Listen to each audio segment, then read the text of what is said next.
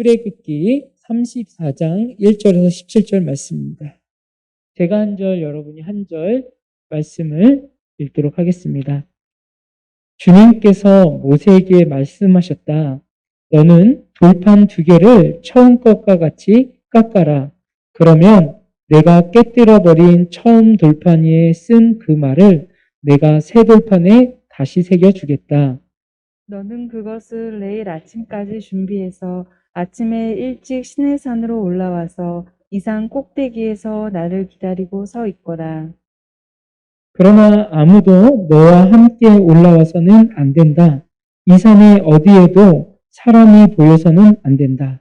산기슭에서 양과 소에게 풀을 뜯고 있어도 안 된다. 주님에게 그 명령하신 대로 돌판 2개를 처음과 같이 깎았다. 이튿날 아침에 일찍 일어나서 그는 2 돌판을 손에 들고 시내산으로 올라갔다. 그때 주님께서 구름에 쌓여 내려오셔서 그와 함께 거기에 서서 거룩한 이름 주를 선포하셨다. 주님께서 모세의 앞으로 지나가시면서 선포하셨다. 주는 자비롭고 은혜로우며 노하기를 더디하고 한결같은 사랑과 진실이 풍성한 하나님이다. 수천 대에 이르기까지 한결같은 사랑을 베풀며 악과 허물과 죄를 용서하는 하나님이다. 그러나 나는 죄를 벌하지 않는 채 그냥 넘어가지는 아니한다. 아버지가 죄를 그냥 넘어가지는 아니한다. 아버지가 죄를 지으면 본인에게 뿐만 아니라 3, 4대 자손에게까지 벌을 내린다. 모세가 급히 땅에 엎드려서 경배하며 아뢰었다. 주님께서 저에게 은총을 베푸시는 것이 사실이면 주님께서는 우리와 함께 가 주시기 바랍니다. 이 백성이 고집이 센 백성인 것은 사실이나 주님께서 우리의 악과 우리의 죄를 용서해 주시고 우리를 주님의 소유로 삼아 주시기를 바랍니다. 주님께서 말씀하셨다. 내가 이제 너희와 언약을 세운다. 내가 너희 모든 백성 앞에서 이 세상 어느 민족들 가운데서도 이루어진 적이 없는 놀라운 일을 하여 보일 것이다. 너희 주변에 사는 모든 백성이 나 주가 너희에게 하여 주는 그 일이 얼마나 두려운 일인지를 보게 될 것이다. 너희는 내가 오늘 너희에게 명하는 것을 삼가 지키도록 하여라. 내가 이제 너희 앞에서 아모리 사람과 가나안 사람과 헷 사람과 브리스 사람과 히윗 사람과 여볼스 사람을 쫓아내겠다. 너희는 삼가 너희가 들어가는 땅에 사는 사람들과 언약을 세우지 않도록 하여라. 그들과 언약을 세우면 그들이 너희에게 올무가 될 것이다. 그러니 너희는 그들의 제단을 허물고 그들의 석상을 부수고 그들의 아세라 목상을 찍어버려라. 너희는 다른 신에게 절을 하여서는 안 된다. 나 주는 질투라는 이름을 가진 질투하는 하나님이기 때문이다. 너희는 그 땅에서 사는 사람들과 언약을 세우지 말아라.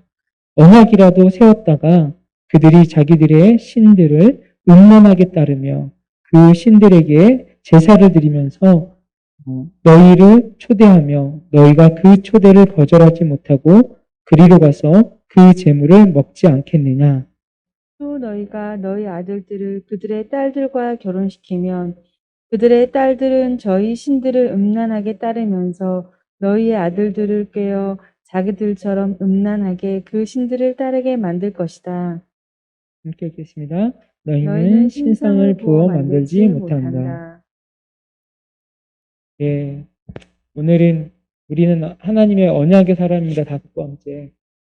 다시 시작하는 마음가짐. 언약의 사람들은요, 제가 이번 주에, 우리 카페에 그 메뉴를 우리 작가님이 사진을 찍어 주셨어요.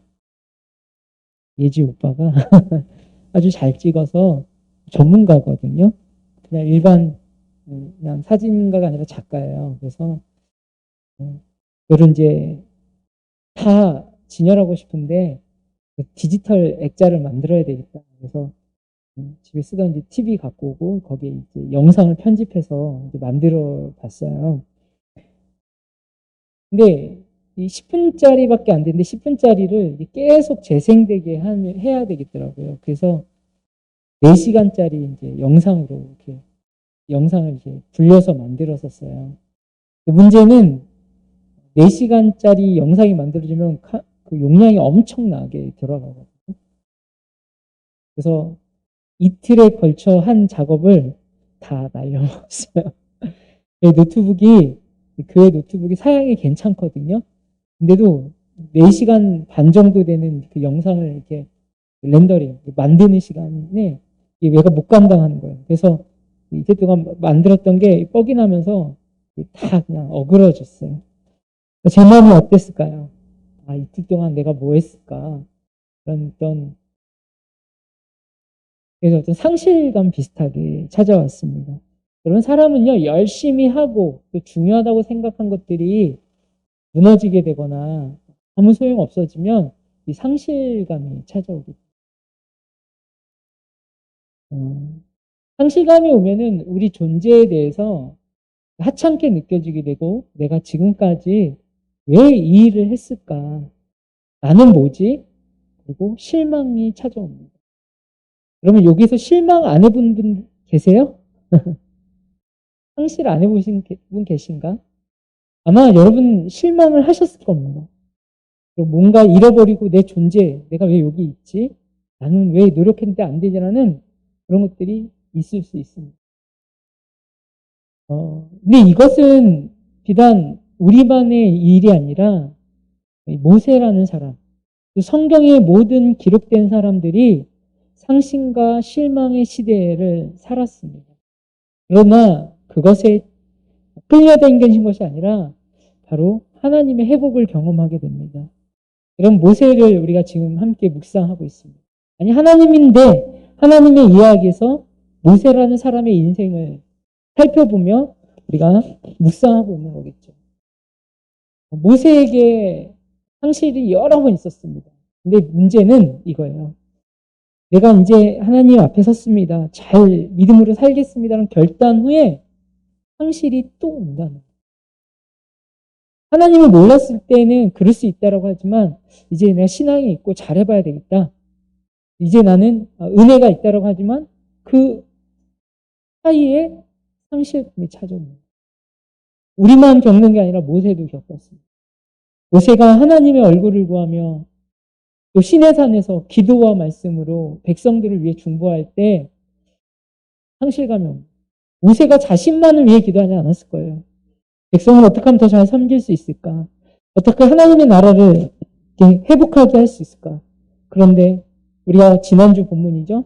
백성들과 또 믿었던 형님, 친형 아론은 밑에서 황금 송아지를 만들어서 숭배하고 있습니다.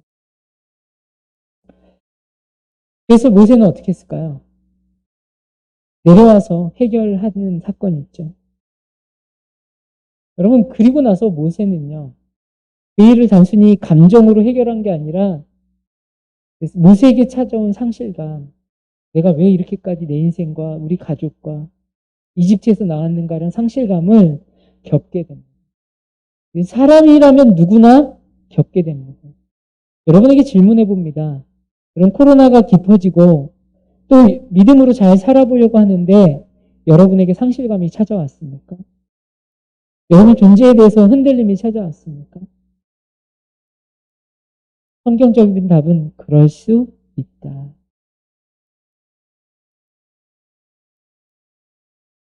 그렇다면 오늘 모세를 통해서 이 상실의 시대, 나의 믿음의 어떤 흔들리는 이 시대에서 다시금 처음 마음으로 우리가 찾아갔으면 좋겠습니다. 찾아가는 첫 단계가 바로 여러분의 상처를 인정하는 데서 시작됩니다. 한번 읽어볼까요? 시작. 찢어진 마음을 처음처럼 다시 시작해야 합니다. 여러분, 상실된 마음은 아픈 거예요. 제가 좀 과격한 단어를 사용했는데 찢어진 마음. 마음이 갈기갈기 구멍이 나고 해에서 누구에게 보이기 힘든 그런 상태를 좀 표현하고 싶었습니다. 이 찢어진 마음. 여러분, 모세의 찢어진 마음의 형태는 뭐였을까요? 이스라엘 백성이 그 시내산 밑에서 금송아지에게 숭배하고 그렇게 할 때 모세는 인간적인 해결 방법 두 가지를 향합니다. 첫 번째는 뭡니까? 금송아지를 가루로 만든 파운딩. 완전히 갈아가지고 그 일을 주도했던 사람들에게 나눠 마시고. 이게 은혜로운 대처 방법이 아니라 약간은 폭력적인 대처 방법. 두 번째는 너무 화가 나서 견딜 수 없으니까 시내산에서 받았던 하나님의 언약의 말씀을 던져버립니다. 그래서 그 돌판이 어떻게 돼요? 산산조각 나는 사건입니다. 저는 이 부분을 너무 신성시해서 해석하지 않았으면 좋겠습니다. 모세도 그가 섬겨야 하는 대상들에게 분노가 일어날 수 있다. 우리가 사랑하는 가족, 우리가 살아가는 일에서 분노가 날 수 있다. 모세도 폭력적인 방법을 했던 것처럼, 그러니까 모세가 돌판을 땅에 던져버렸다는 것은 저는 제 주관적으로 해석을 했는데 아마 틀리진 않은 것 같아요. 성경의 은혜를 받았어요. 하나님의 약속의 은혜를 받았었는데 이 말씀조차도 뭐예요? 보기 싫은. 이 약속조차도 짐이 되는 것처럼 느껴지는 거예요. 여러분, 목사지만 저도 그런 시간이 있었거든요. 말씀을 읽기가 싫어요. 말씀이 믿어지기보다도 그런데 왜 나는 뭐 이렇게 충돌되면서 인간적인 찢어진 마음이 괴롭힘이 있었던 거죠.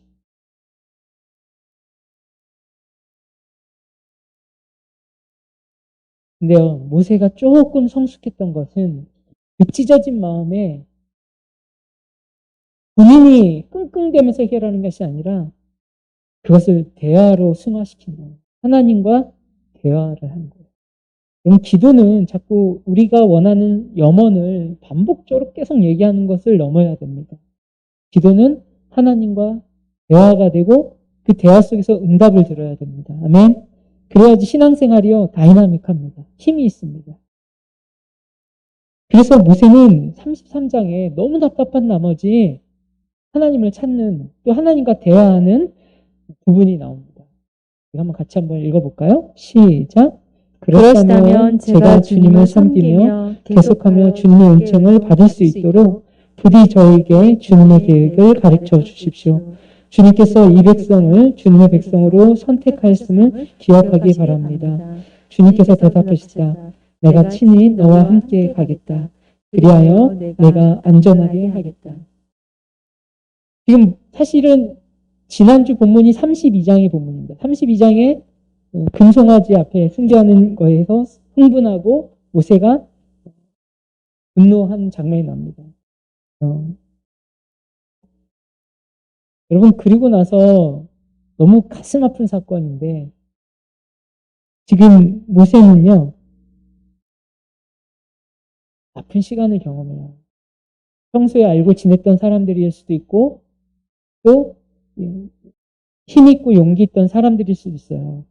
근데요 여러분, 금송아지 사건으로 그냥 하나님이 용서했다라고 끝나지 않아요. 이스라엘의 3,000명이 살육이 당합니다. 3,000명이면 적은 수는 아닙니다. 그렇죠? 사실 이스라엘 역사에 봐도 어떤 리더가 백성을 3,000명을 죽이는 어떤 명령을 내렸다는 건 보기 드문 사건입니다. 엄청 큰 일입니다. 모세가 그 3,000명이 죽는 사건을 명령을 내리고 진행할 때 좋았을까요? 그 고통이 찌르면서 아팠어요. 상실감과 함께 아픔이 있었다는 거죠. 그러나 주님께서 다시 모세가 이야기한 거예요. 오늘 33장 이야기. 주님께서 그 계획들을 우리에게 다시 비춰주시고 인도해 주십시오. 다시 일어날 수 있는 힘을 주십시오. 그래서 오늘 본문인 그 34장 1절과 2절을 한번 같이 한번 읽어보겠습니다. 1절과 2절을 한번 같이 읽겠습니다. 시작. 주님께서 모세에게 말씀하셨다. 너는 돌판 2개를 처음과 같이 깎아라. 그러면 내가 깨뜨려버린 처음 돌판에 쓴 그 말을 내가 새 돌판에 다시 새겨주겠다. 너는 그것을 내일 아침까지 준비해서 아침에 일찍 시내산으로 올라와서 그 산 꼭대기에서 나를 기다리고 있거라. 하나님께 도움을 구했던 모세가 하나님의 음성을 듣습니다. 그 음성이 뭐냐면 너무 화가 나서 참을 수 없어서 던져버린 뭐예요? 그 돌판을 뭐예요? 던져버린 그 돌판을 다시 네 손으로 깎아서 만들어라. 이것이 뭡니까? 모세는 흥분해서 말씀을 보기 싫을 정도로 말씀을 깼어요. 그러나 하나님은 그 말씀이 살아있음을 알려주기 위한 그 순종을 요청하신 거예요. 다시 깎아서 다시 처음부터 다시 말씀이 역사하는 자료 다시. 그래서 내가 깨뜨려버린 처음 돌판에 쓴 그 말을 새로운 말씀이 아니라 똑같은 그 말을 다시 새겨주겠다는 거예요. 여러분, 모세는 실수할 수 있지만 하나님의 말씀보다 깨도 상하지 않는다. 하나님 말씀 똑같이 역사하신다는 거예요. 그래서 모세는 어떻게 합니까? 그 전의 돌판은 분노의 돌판이었어요. 근데 다시 은혜의 돌판. 하나님, 내 마음을 처음처럼 내 삶에 다시 말씀을 새겨주십시오. 다시 나에게 소망을 허락하여 주십시오. 은혜의 돌판으로 다시 시내산에 올라가는 겁니다. 근데 하나님께서 뭐예요? 먼저 갈서라. 내가 나타날 것이다. 순종하여라. 움직여라. 처음 그 자리로 돌아가거라. 이렇게 이야기했던 것이죠. 여러분, 우리의 찢겨진 마음, 이해 안 되는 그때 우리는 어디로 가야 합니까? 분노의 자리가 아니라 다시 우리의 마음을 깨끗하게 해서 하나님의 음성을 구하는 은혜의 돌판을 만들어야 됩니다. 아멘? 그런데 우리가 상실되면 은혜의 돌판이 아니라 나 예전에 알았어. 나 예전에는 알아. 말씀 알아. 그럼 예전의 말씀으로 돌아간다. 여러분, 말씀의 능력은 언제 옵니까? 처음 그 사랑으로 하나님 앞에 설 때 오는 건 줄 믿습니다. 여러분에게 상실이 있다면 처음 말씀의 자리로 가십시오. 아는 말씀이 아니라, 번거로운 말씀이 아니라 내 삶을 움직이시고 역사하시는 하나님의 말씀의 자리로, 그 은혜의 자리를 찾아가야 합니다. 처음 마음이 해결되었다고 해서 우리는 완전히 해결되는 건 아닙니다. 두 번째로 우리가 갖춰야 할 우리 내적인 상태가 뭐냐면 바로 함께 읽어볼까요? 시작. 가난한 마음에 하나님의 용서와 사랑을 담아야 합니다. 가난한 마음에 하나님의 용서와 사랑을 담아야 합니다. 너무 가난한 마음, 물질이 가난하다는 건 이해가 돼요. 그렇죠? 물질이 가난하다, 그러니까 남들처럼 가지지 않았다라는데 마음이 가난하다라는 뜻은 뭘까요? 마음이 가난하다. 마음이 가난한 거는 역설적인 거예요. 욕심이 없다라는 뜻이에요. 마음이 하나님의 은혜로 그 은혜를 닮을 준비가 됐다는 거예요. 그래서 그 예수님께서는 팔복이라고 얘기하죠. 마태복음에 나와 있는 팔복이 뭐예요? 그 마음이 가난한 자, 심령이 가난한 자는 복이 있다. 욕심이 아니라 하나님의 뜻으로 살려고 하는 자는 복이 있다라고 하면서 팔복의 이야기를 하는 거예요. 여러분, 팔복의 결과가 뭡니까?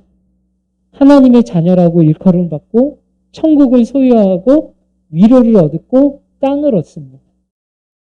아멘. 그리고 의로운 일을 행하게 되는 게 팔복의 결과입니다.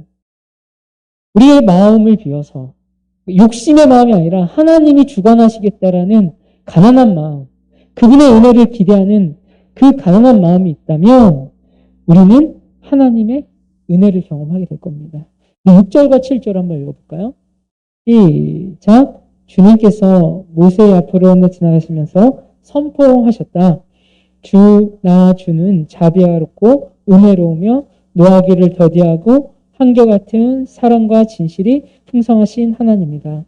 수천 대에 이르기까지 한결같은 사랑을 베푸며 악과 허물과 죄를 용서하는 하나님이다. 그러나 나는 죄를 벌하지 않는 채 그냥 넘어가지는 아니한다. 아버지가 죄를 지면 본인에게뿐만 아니라 3, 4대의 자손에게 벌을 내린다. 여기서 하나님께서 모세에게 응답하시는 거예요. 그 산에 올라가는데 지금 자신을 이 부분은 되게 신기한 부분입니다. 대부분 찬양은요, 사람이 하나님을 높일 때 그 찬양의 가사가 만들어지는데요. 이것은 뭐예요? 모세에게 하나님께서 선포하신 거예요.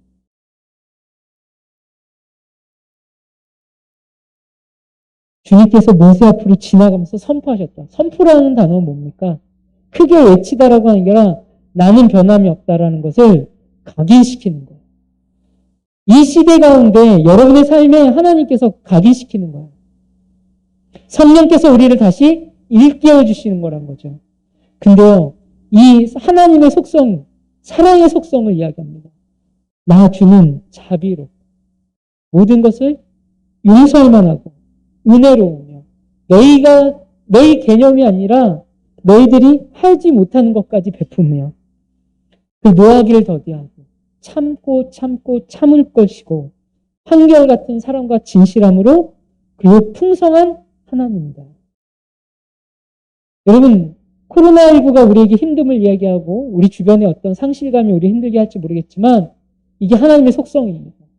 말씀이 우리에게 도전 주는 하나님의 속성이라는 거예요. 에이, 하나님 나 아는데.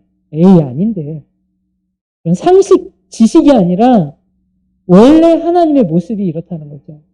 그런데요, 심령이 가난한 자는 이 하나님의 속성과 사랑을 자신의 것으로 담습니다. 아멘. 그러나 심령이 가난하지 않고 욕심으로 부자 돼서 행패해진 사람은요, 이 말씀을 들을 기가 없다라는 것이죠. 근데 7절에 상반적인 것이 나옵니다. 하나님이 복을 주면 수천 대까지 복을. 근데 이게요, 기복주의. 아버지가 신앙이 좋으면 아들도 신앙이 좋다? 그런 적용점이 아니에요. 은유적인 거예요. 나의 복은 수천 대까지 많이 준비되어 있다는. 풍성하다는 거예요. 그러나 벌하는 건 뭐예요? 꼭 징벌하겠다라는. 이게 여러분에게서 하나님이 심판해 주려 두려운 그런 게 아니라 이 땅 안에서 우리가 잘못된 것은 이 땅 안에서 뭐하라? 해결받아야 된다. 여러분 이것을 믿어야 됩니다. 그래서 우리가 사람들은 몰라요. 지금 뭐 정치권이 시끄러운데요. 뭐 그들이 50억 받았는지 100억 받았는지 우린 몰라요. 그냥 지나갈 수 있는 일이에요. 그렇죠? 근데 중요한 건 하나님은 속이지 못합니다. 그리스도인들이 단순히 사람들 눈앞에서 잘하는 것으로 끝나는 게 아니라 하나님 앞에서 살기 때문에 심령이 가난한 마음으로 하나님의 의를 구하고 하나님 뜻을 구하는 이들이기 때문에 우리는 하나님 앞에서 살아가야 합니다. 경건해 보려고 잘 보려고가 아니라 하나님 앞에 서면 우리는 나의 의로움을 넘어서 하나님의 의로움을 따라가게 됩니다. 그러나 이 시대는 너무 자랑합니다. 너무 자기를 부풀립니다. 그럼 보고라는 생선 아시죠? 보고. 보고가 언제 자기를 부풀립니까? 죽을 위기가 올 때, 적이 올 때 부풀립니다. 우리는 언제 자랑하는 거예요? 내 자아가 약할 때 자랑하는 거예요. 나를 높이려고 하는 것이죠. 그렇습니다. 하나님의 성품은요, 용서입니다. 사랑입니다. 회복입니다. 그러나 뒤에 7절의 9절처럼 심판에 대한 언급은 뭐냐면 잘못한 일들을 억제하시기 위한 말씀이라는 거죠. 이런 것을 용납하지 않겠다. 하지 말아라가 맞는 거죠.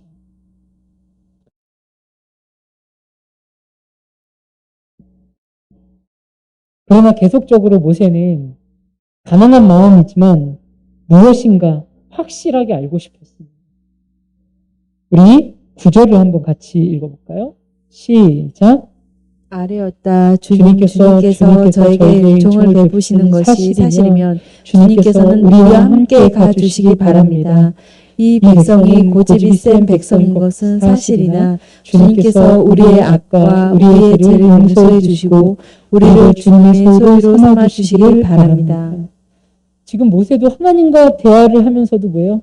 자신의 의심과 부족함에 대해서 솔직하게 이야기하는 걸 볼 수 있습니다.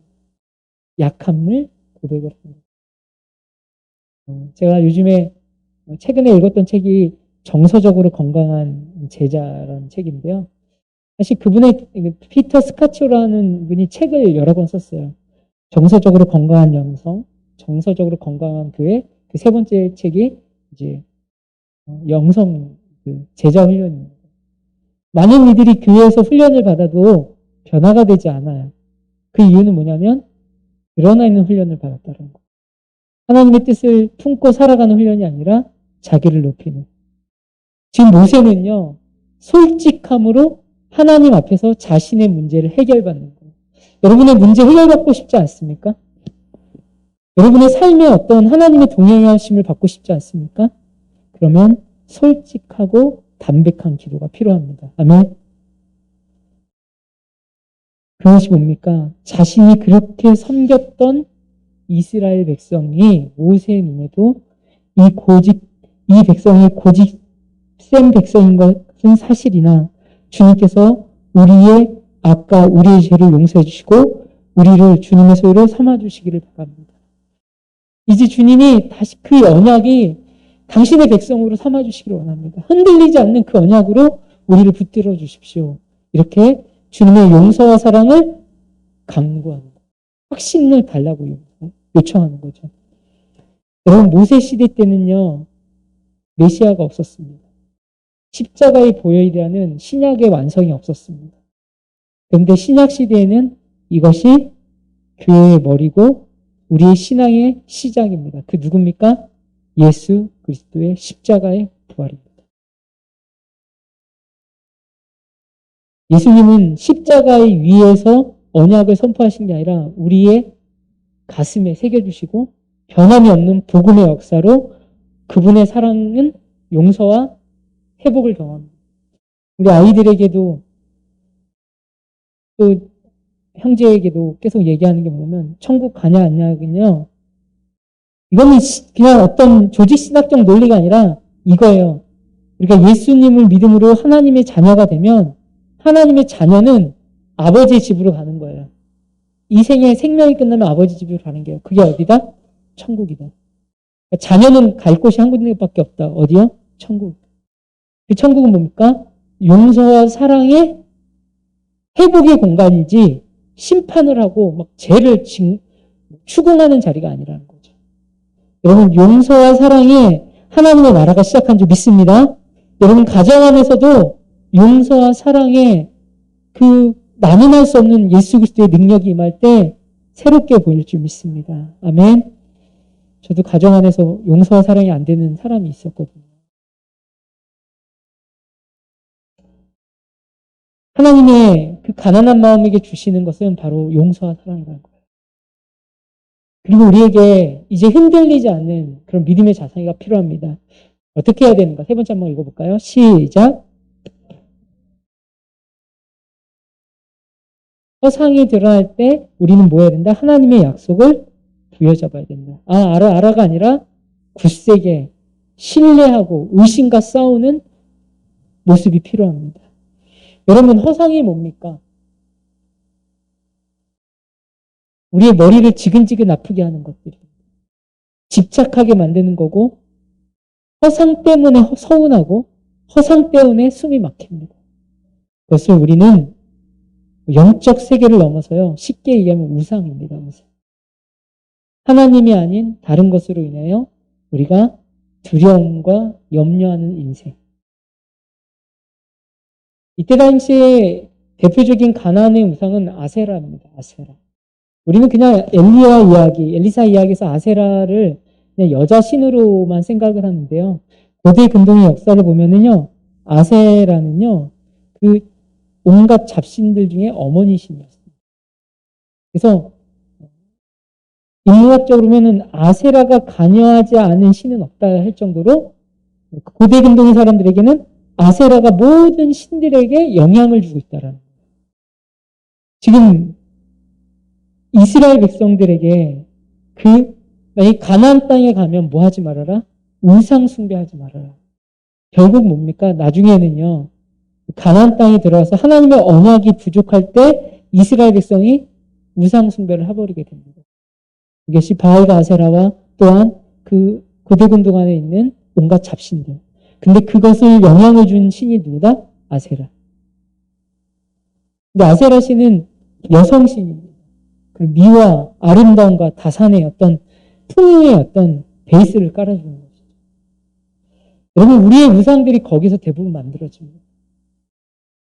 내가 가지지 못한 것에 대해서, 내가 갖추지 못한 것에 대해서 우리의 우상이 우리에게 침범된다는 것이죠. 우리 10절을 한번 읽어보겠습니다. 10절. 시작. 주님께서 말씀하셨다. 내가 이제 너희와 언약을 세운다.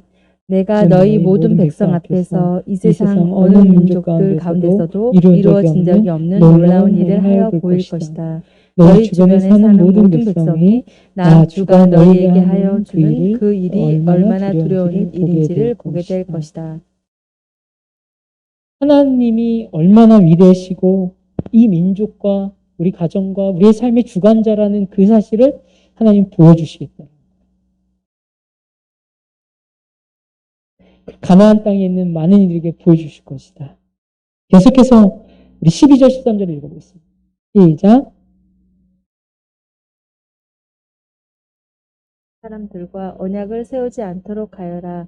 그들과 언약을 세우면 그것이 너희에게 올무가 될 것이다. 그러니 너희는 그들의 제단을 허물고 그들의 석상을 부수고 그들의 아세라 목상을 찍어버려라. 왜냐하면 약속이 있는 사람이라면 우상에 대해서 자를 수 있는 힘이 필요하다는 거예요. 우상 숭배하지 마십시오가 아니라 우상은 깨야 되는 거예요. 내 옆에 두고서 우상을 숭배하지 않고 항상 옆에 두고 존재론적으로 존재하지 않게 해야 된다는 것이죠. 여러분, 그렇습니다. 우리에게 생겨진 우상들, 그것들을 가감히 잘리는 역사, 뭐에 근거할 때? 언약 안에 있을 때. 하나님의 약속 안에 있을 때 우상은 소멸될 줄 믿습니다. 제가 1년 전인가 이 컨퍼런스에 이제 참여할 때가 있었어요.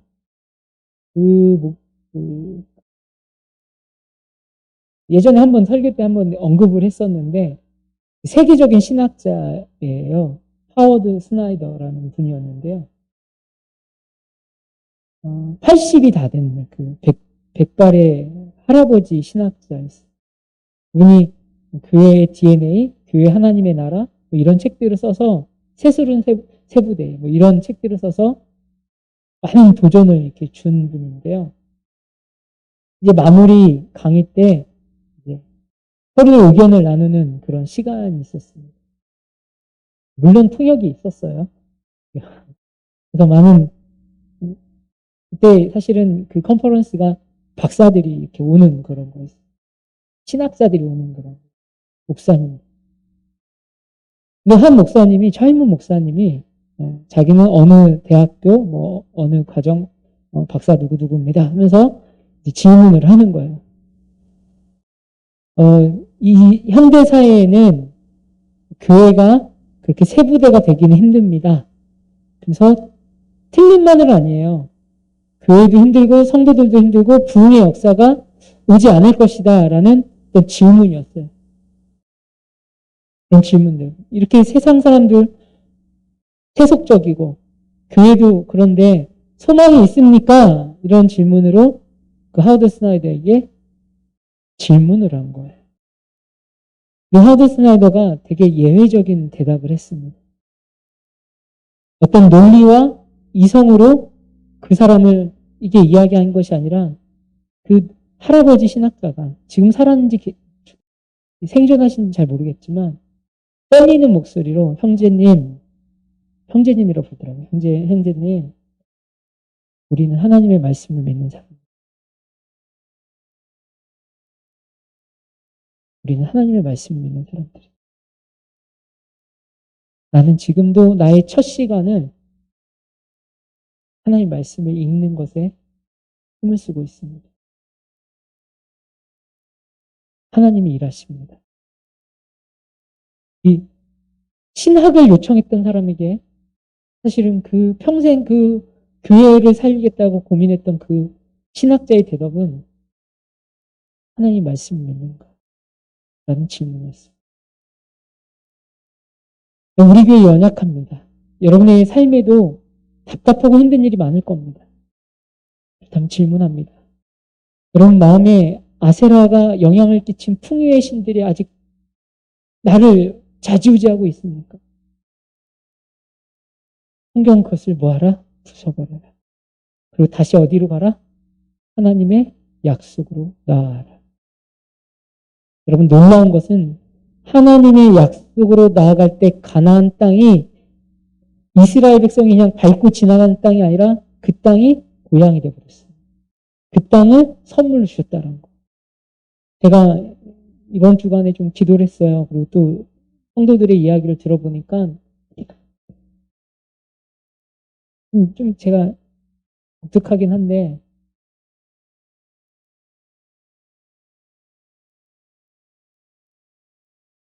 우리가 막 부동산, 뭐 아파트가 뭐 우상이다, 막 이런 식으로 얘기하는데 그것도 속는 거일 수도 있겠다는 생각이 들더라고요. 뭐냐면 제가 죄송합니다. 솔직히 우리 성도들이 좋은 집에 살달라고 기도한 적이 없었어요. 죄송합니다. 근데 이제는 기도해야 될 것 같아요. 왜 기도하냐면 부자 되기 위해서 여러분 사는 건 아니지만 하나님이 주시는 그런 가난에 여러분 살아야 되지 않겠습니까? 그리고 그곳에서 하나님의 나라, 교회를 이루어야 되지 않습니까? 사실 목장 모임도 일어나고 공동체가 세워져야 되지 않습니까? 그래서 그랬을 때 하나님이 주시는 집, 하나님이 주시는 장막을 경험했으면 좋겠어요. 이것이 기복적인 게 아니라 여러분 구복적인 신앙을 가져야 됩니다. 구복은 뭐예요? 나의 복을 구하는 게 아니라 형제 자매의 복을 구하는 것이 복음적인 거. 아멘. 그래서 우리 교회도요 그런 기도가 풍성히 임해야 될 줄 믿습니다. 그래서 여러분들 잘 사셔야 됩니다. 우상에게 당하는 것이 아니라 하나님이 약속한 언약의 땅을 누리셔야 됩니다. 근데요 그것은 어떻게 얻게 됩니까? 의를 위하여 핍박받는 자가 하나님의 땅을 받게 되었습니다. 옳음을 추구하며 하나님의 약속하신 땅을 누리는 저 여러분들에게 소망합니다. 하나님이 우리 주신 약속으로 여러분 가슴에 새길 소망해요. 이 시간에 우리 찬양하면서 하나님 앞에 좀 나아가겠습니다. 하나님 아버지, 하나님은 사랑이신 줄 믿습니다. 하나님의 사랑이 충만히 거하는 교회도 우리 가족도 실수해도 비아냥거리지 않고 넘어져도 뭐라고 안 그러는 예수 사랑 공동체가 되기 원합니다. 교회의 사랑을 더하시고 또한 말씀에 대한 열망을 더해 주십시오. 또한 우리가 기도했던 것처럼 약한 자에게 치유를 또 가난한 자에게 하나님의 풍성을 허락하여 주시옵소서. 주님, 지금은 우리의 죄를 용서하신 예수 그리스도의 구속의 은혜와 하나님 아버지의 지극하신 사랑하심과 성령님의 교제 교통하심이 이곳에 함께 예배하는 이들과 온라인으로 함께 참여하는 모든 이들에게 있기를 주님의 이름으로 축원하옵나이다. 아멘. 하나님께 영광의 박수를 드리겠습니다. 아멘. 우리 서로